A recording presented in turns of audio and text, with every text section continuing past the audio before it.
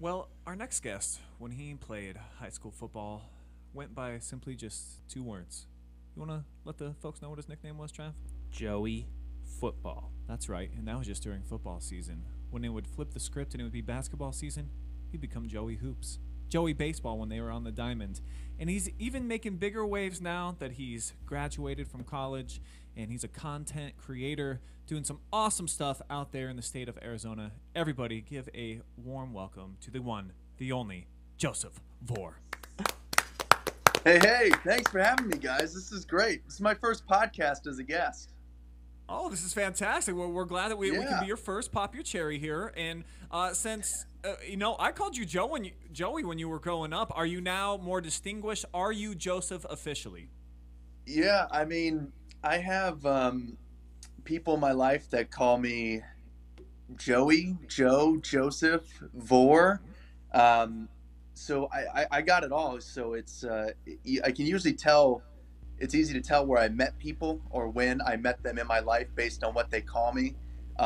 As I got older, I really started going by Joseph as a joke when we were doing all of our pictures for like returning letter winners and everything for football season. I would tell our our AD assistant who worked there in the athletic office, Trisha Brown. I'm like, can I go by Joseph this year just to give her a little extra work to do?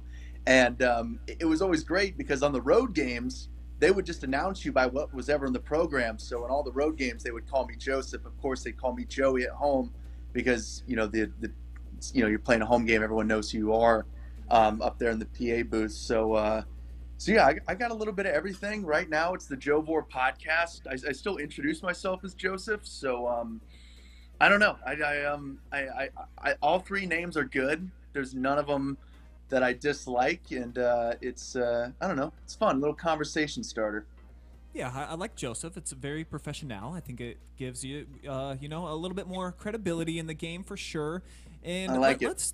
let's talk about your journey to becoming a content creator. Where did it all start for you in the industry here? Yeah, so after my freshman year of college, I came home and I really got into listening to podcasts. I hadn't really had a podcast that I listened to regularly. I started listening to really the first one that I was religious with was Road Tripping with RJ and Channing when they were still there with the Cavs, and Oh yeah. absolutely loved it. So I started doing a podcast. I just had like a few bucks on a leftover Amazon gift card, and then I ordered just a little simple mic, downloaded Audacity for free on my computer, and didn't really have a schedule. I guess I just kind of started recapping finals games because that's what was uh, going on there when I came home from school after my freshman year with the Cavs and Warriors there in 17.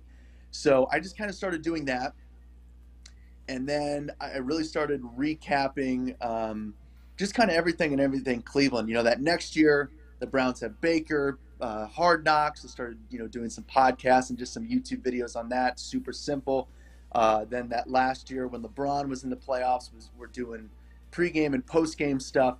But where I really kind of made my first sort of mark, a bigger platform, more of a job, something more serious, is when I auditioned and got a job with the Daily Dropout, which is a YouTube channel started by a couple of guys that were doing YouTube pranks. They were looking for people to do street interviews.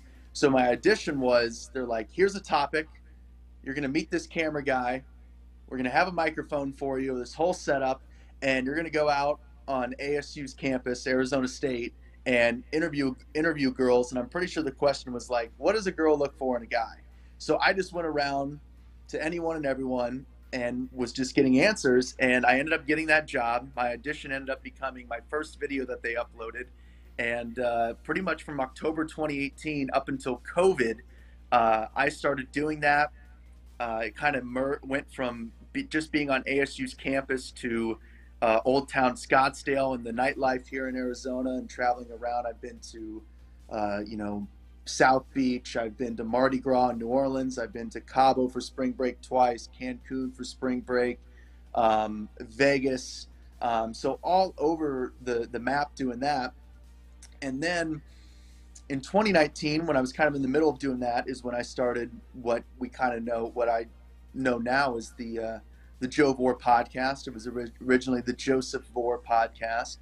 And just from then it grew from just an audio only podcast, and I started doing video, and then I got this lovely brick wallpaper that's behind me now, and kind of more of a setup when I got signed by a talent agency. So they helped me with all kind of the business and production side of everything, and now we kind of are here. The podcast continues to grow.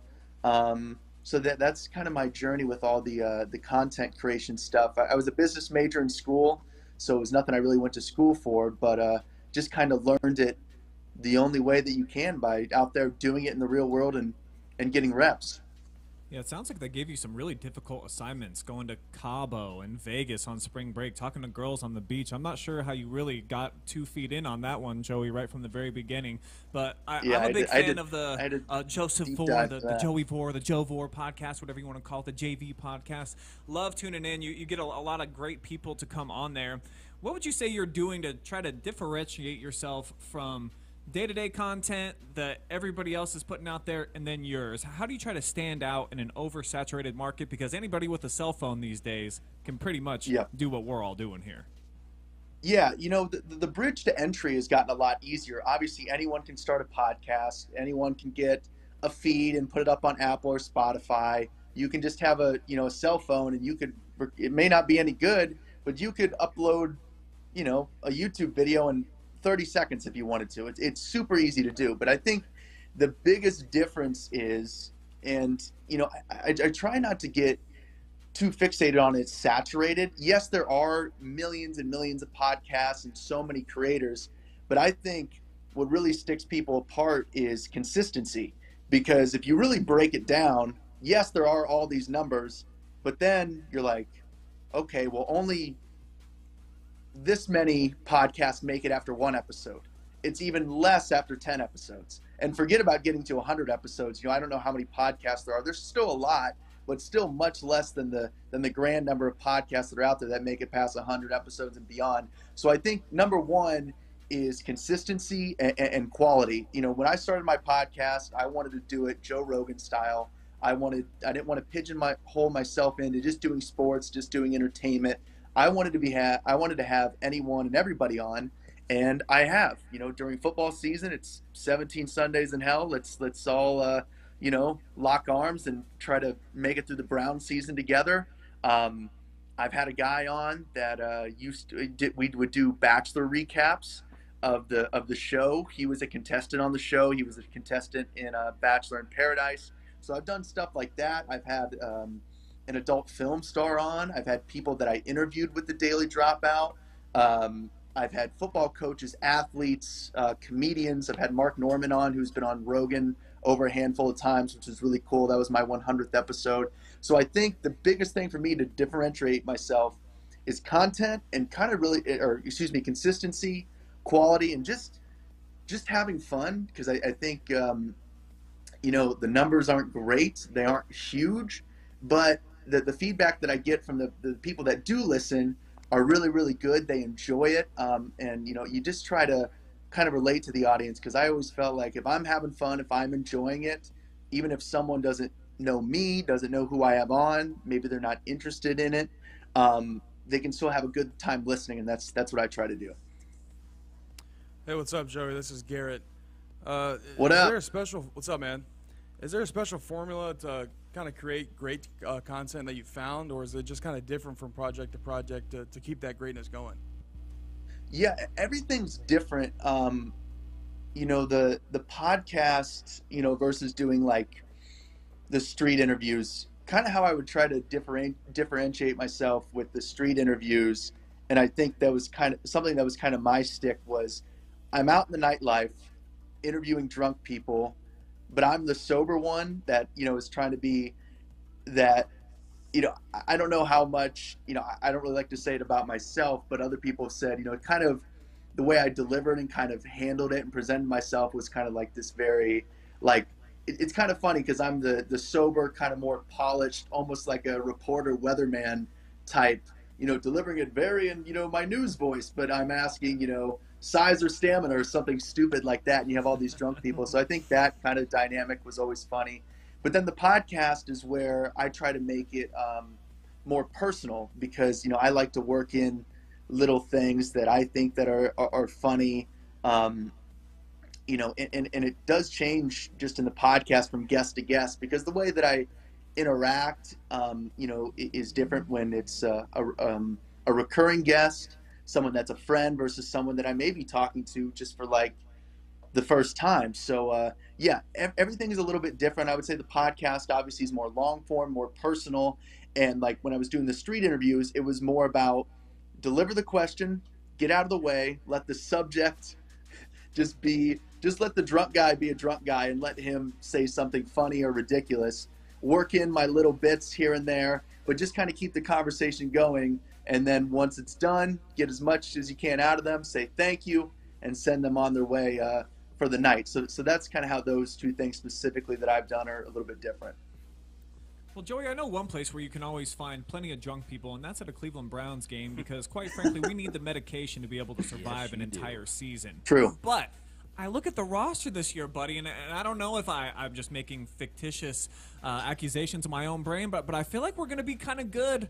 Training camp opens up this week. What are your realistic expectations for our Browns? Are we actually going to be good? Well, I'm fired up for the Browns. Obviously, how far they can go will depend on, you know, what we've been waiting for on eggshells for forever. Whatever the Deshaun Watson suspension is going to be. I'm worried about the depth at receiver, especially now that David Bell is a little banged up. I know it's not serious, and he's probably going to miss little to no time here in training camp. But, you know, obviously I love Amari Cooper. I love David Bell. Donovan Peoples-Jones, I think, can step up and be pretty good this year. But outside of those three, I'm kind of worried. I still like the tight ends. I'm a big Harrison Bryant guy. I love Njoku. I think the defense is really set. If they can just avoid hamstring injuries, for God's sakes, you know, I think the defense is really going to be able to fly around, and they're going to be good. I'm not too worried about the defense. But the offense and how far they can go is going to come down to Deshaun Watson. And I think the receiver room has a lot to prove outside of Amari Cooper. We know what he's going to be. I think he's going to be tremendous. But we know how they can run the ball. If that O-line stays healthy, the Browns need a lot better luck from top to bottom with injuries this year. I mean, there's no reason, even if Jacoby Brissett has to play half the season, majority of the season, if they stay healthy and he doesn't turn the ball over, I don't see any reason why the Browns can't be, you know, a contender to get into the playoffs. And I tell you what, Playoffs. just have a good enough record, be in it whenever Watson can come back, as long as they can be playing their best ball by the end. Be as healthy as you can be at the end of an NFL regular season. I really think that they could be a team that no one wants to play in the playoffs. But I'm not going to come out and say they're going to win the division or anything. I think there's just too much uncertainty. But I think the expectations should be big, and I'm hoping they're good. The Super Bowl is out here in Arizona this year, so I'm hoping for a Super Bowl Sunday of the Waste Management Phoenix Open, 16th hole. Head out to Glendale and watch the Brownies in a Super Bowl. That's my big dream. I love that dream a lot. That's a fun atmosphere of that golf tournament too. It's like stadium around the green. Last year, a couple guys, I think one maybe hit a hole in one or hit it close, and they just started chucking beer bottles on. They have to continually go out and clean it off because that's how crazy that atmosphere is.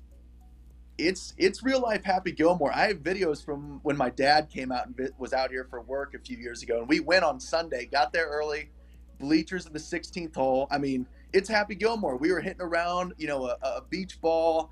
You know, if you don't hit the green, they boo you. Like you said, hole-in-ones, they throw beers out there. Guys will catch them. They'll shotgun them. It's crazy. John Rahm, who's an ASU guy, he'll always throw on a Pat Tillman jersey. It's really, really awesome. Yeah, it sounds like a atmosphere that I can definitely get behind, and that I think Major League Baseball maybe needs to adopt to get to the modern age here. But how about those Indians, man? Despite having one of the lowest payrolls in all of the major leagues, they're in second right now in the AL Central. So I want to get your perspective on who deserves the credit here. Why are they actually a contender at this point? Well, you know, usually we would say Tito in the pitching. But, you know, Tito's always sick or beat up, so I hope he's been much better this year and healthier. And the pitching hasn't been great. I mean, Bieber, you know, got rocked around a little bit again yesterday. But I tell you what, these guys in the lineup, they make contact, they run the bases. Obviously, J-Ram is awesome. I mean, our our couple all-star infielders there. The bullpen has some solid arms. So, I don't know. It's just something about ever since Tito took over, other than those few seasons, especially in 17, where I think that was their most talented team. Obviously, when they had Edwin and when they picked up Jay Bruce there towards the end of the season, I think that was the only roster, where it was just like, okay, they have a plethora, a surplus of talent on this team. But other than that, I mean, they've always just really been overachievers, and you really can't say the division is bad anymore. And they're, kind of the thing is, it's like, oh, well, the division isn't that good. They rack up a bunch of wins in the division, but in a lot of power rankings, Chicago and Minnesota are in the top 10. So I don't know who it goes to. I say give it to J-Ram. He's the MVP. I don't think any player is more valuable to their team than J-Ram. So I'm going to say J-Ram. Yeah, he's a super exciting player, and my favorite part about him going to the All-Star event out there in L.A. is he brought his skateboard, and he was just cooking it around on the streets. I saw some videos of him hitting some jumps and stuff. That's awesome. He's just him, awesome. Man. He's the best. It stunk that he kind of bowed out of the home run derby, though, but it was cool to watch him and Class A get the save as well. 3 straight strikeouts over 100 miles an hour. That's cool for the Indians. But moving down to the college ranks, and your baby brother, Ben, transferred from Cincinnati to Wright State. You think he has what it takes to continue being successful and maybe make a jump to the major leagues like A.J. Bluebaugh from Clear Fork just got drafted this year? Yeah, shout out A.J. He played youth baseball with Ben back in the day, and I used to watch all of their games. So shout out to A.J. That's awesome. Congrats to him. He'll be listening to Trash Cans and everything, making his way up to the Astros organization.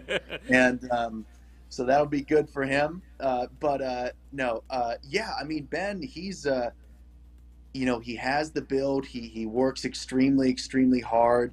He's a heck of an athlete. He throws hard. And I'm excited for him at Wright State. Obviously, what they do and what they've done. They win a lot of ball games down there. I think it'll be a great culture.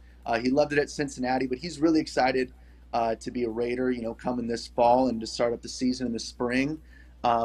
So I think Ben absolutely has what it takes. He has the work ethic. He has the desire and the drive. Whatever happens. We will see. But I know he has big expectations and aspirations for himself. And, they're certainly not unrealistic. It's there for him to take. It's just a matter of executing for him. So I'm really excited to see what he does this year. And I believe he'll still have one more year after this if he wants it, that COVID eligibility year. So he's still got some time, but he's come a long way. I mean, the physique and everything that he's built has been incredible. He certainly doesn't miss any days in the weight room there. Yeah, and you said you're correct. He does have 2 years of eligibility left, but my question to you is, are you going to take him under your wing as his agent? Oh, if I could become Jerry Maguire. I don't know. I am with a great agency, so I could definitely be a middle. I could definitely refer him. I don't think the agency side is the agent life is for me, but that would certainly be cool. Maybe I could play an agent. I could fake being an agent, but the real thing, I'll leave it up to someone much better and much more qualified to handle old Benny there. And before I hand it over back to Brian, being one of the many Steeler fans here at the OH.Report, I want to thank you and your Browns for not running Nick Chubb at all on that Monday night game to give Ben Roethlisberger one more final home win. So thank you, Browns. Oh my God! That certainly happened. But I was like, I was with a friend watching that game. They're like, why aren't they giving it to Chubb? I'm like, why not? Keep him on the bench. Let's not beat him up. Let's just, at that point, I wasn't rooting for Baker to get beat up, but I'm like, we deserve this. I'm like, let's have Benny and his noodle arm run up the score. Who cares? It was just sickening. Bad news. Yeah, let's move on to some better news then. He always has to get in one of those. I gotta get one jab. I mean, I live here. I get enough from my dad who's from Pittsburgh. I don't need it now. Let's just take one quick trip down memory lane before we let you go. I mean, you were a captain in 3 sports at Lexington High School. What's a top story? I know you get a lot of your boys on your podcast, and I'm sure that you sit around sometimes, maybe a couple beverages, and you're talking when you're back here in the Lex. What's some of the top stories that come up that you guys really love to reminisce about? Okay, well, I see you showed a picture of Ben and I there. I'll start with this quick story, and then I have another great one that I've never really told publicly. This is definitely a campfire, and have a few tequilas and tell this one over and over again. Yeah. First one with Ben, which is really cool because we were never really on any of the same sports teams up until my senior year when he was finally up at the high school. He was a freshman, and we were at Shelby, which is where my mom is from, and where my mom grew up and my grandma still lives. The field there is like in their backyard. So, I was the only other field other than Lexington, of course, that I was most familiar with was Shelby, spending time over my grandparents all the time. And we're playing over there. My senior year, obviously my junior year, we were 0-10. We beat Ontario to start my senior year, and we ended up beating Shelby that night, which was an awesome win. Scott, the field there is one of my favorite places to play. But Ben got to return a kick that night. He returned a kick, caught it, didn't fumble it, did a nice job. And as he was running off the field, and I was running on as the quarterback with the play to start our series there, I got to give him a high five. And that was just something I'll always remember. It almost like everything was quiet and all I heard was our hand slap. It was just a very quick thing, but something that I always remember because we hadn't been on the same sports team since he was playing up 6 years when we played soccer, youth soccer. So that was really cool. But this is a non-playing story. This is great. I'm so glad I get to tell this. So my freshman year, you guys know Coach Morrow.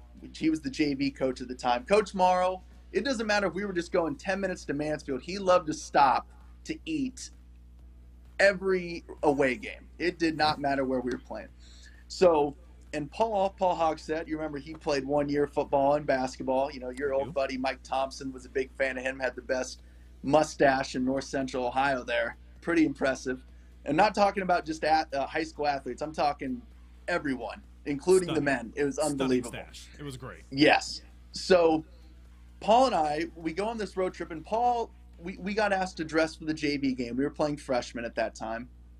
And Paul would never dress for any of the home games that he got asked to. He would only go on the far away games so he could stop and eat at CC's Pizza or wherever we were going after. So we got a trip to Orville, and of course he says yes. I'm like, come on, Paul, let's go. We're going to CC's or wherever after. He goes, okay, fine, I'm in.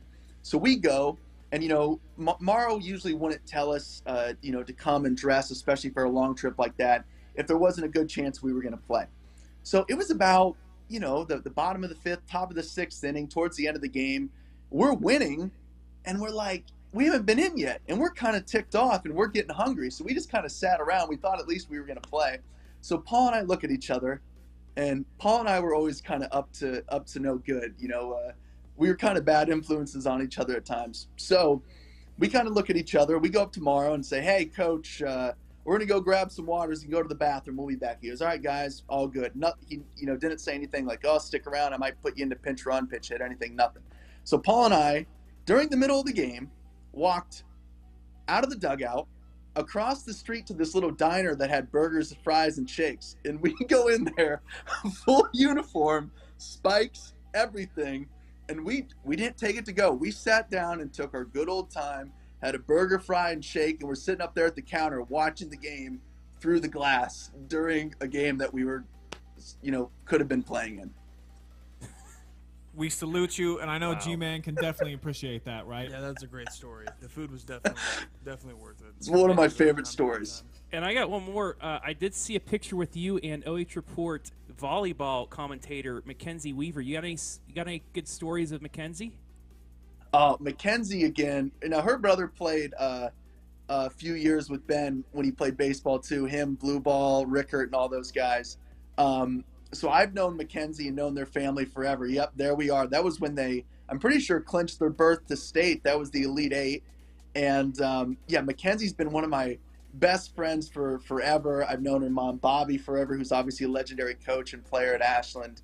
I don't know if any stories are appropriate to share, but I recently saw Mackenzie when I was home, and on her own, and Mackenzie, she, yeah, Mackenzie, she's got some stories. So you guys got a great volleyball reporter there, but no, Mackenzie's the best. You know, she was the one. You know, just the one. Like, you know, it didn't matter who was hanging out. Like, we could always include Mackenzie, and she was the coolest. She was the best. So yeah, Mackenzie's great, and I was so glad that I got to see her when I was home last, and she's doing well. So that was good to hear.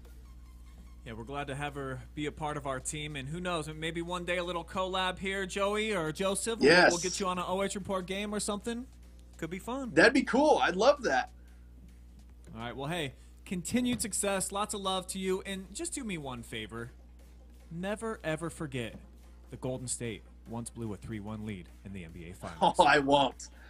Look now. who's in my background here. I got Matt Dellavedova hanging out with me. Deli. I'll never forget. Never forget. How can you?